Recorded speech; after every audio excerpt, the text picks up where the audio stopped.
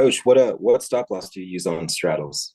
They have to be enough. There's never a definitive answer, ever. There's never a definitive answer. But you do have to allow it room, right? Because sometimes it'll go, oh, we think it's going to go up. And you're like, oh, I got stopped out right here. And then I got stopped out right here. Damn it. Right. So you got to give it some breathing room. Because what do you care? Because if one goes up and one goes down, aren't they going to balance each other out?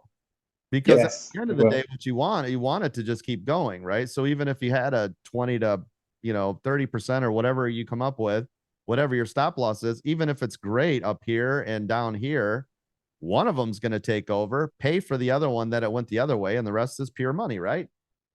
You guys know exactly what to do on double tops, triple bottoms, right? It's all the same. You can do a straddle everywhere. You could do hell, you guys could do a straddle at the open of the bell.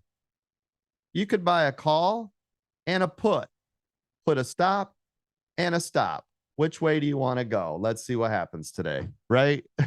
You could lose in the middle, obviously, but you understand that's the idea of it. One will take over and pay for the one you lost on.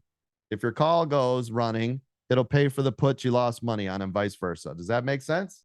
Let's say you were trying to buy a straddle at a double top or a double bottom. How would you differentiate where you should buy the straddle rather than, let's say, if you're at the top of your drawing that you drew or at the bottom of your drawing that you drew? That was primarily my question.